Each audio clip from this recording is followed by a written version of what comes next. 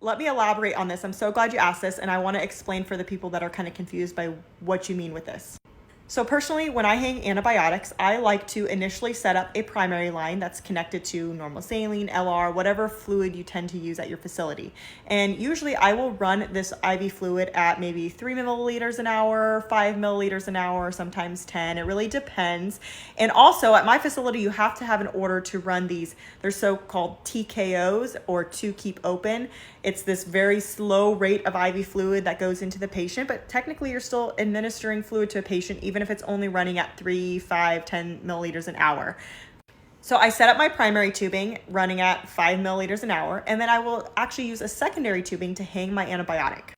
When I program my antibiotic, I usually will add a little additional volume to that dose of antibiotic that I'm giving. So to give you an example, let's say that I have my primary tubing, it's running at 5 milliliters an hour.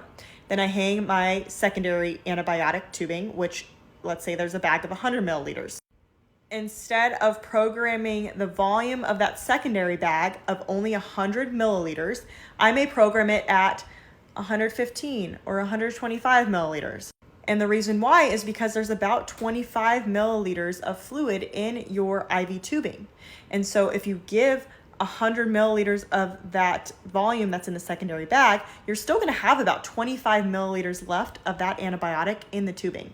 This means that if you were to just take that tubing down and throw it away, that's 25 milliliters of antibiotic that your patient never got. So to avoid this, I have my primary tubing, I have my secondary tubing, I run my antibiotic for a little bit more volume than what's actually in the bag.